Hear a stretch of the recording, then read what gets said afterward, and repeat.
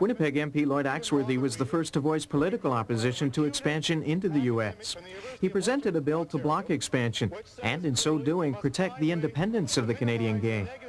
I think it's naive to think that they're going to play by Canadian rules and Canadian content. I think that's just not going to happen.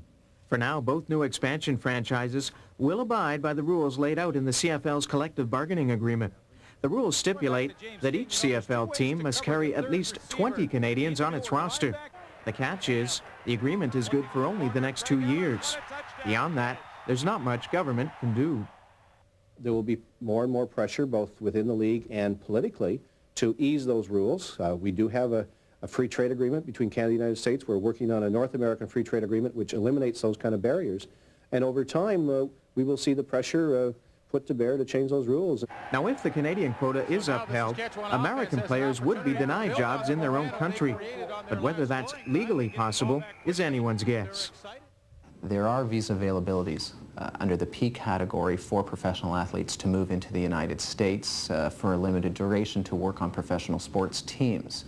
The issue of quota and saying that these people are working specifically only because they're Canadian, otherwise they wouldn't even make the team. I think the argument around that would be is the setup of the league is for Canadian as well as American players. American players come to Canada, and these players have risen to the top in the league. They're the top Canadian players. They may not be the top American players, but on Canadian terms, they're top players. Without a legal precedent, it's obvious the CFL will simply have to sit down with U.S. labor and immigration to deal with the protectionist problem.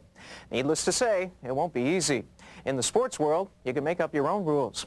But in the real world, it's the law of the land that rules. In this case, the laws of two lands. Rob Sinclair, TSN, in Ottawa.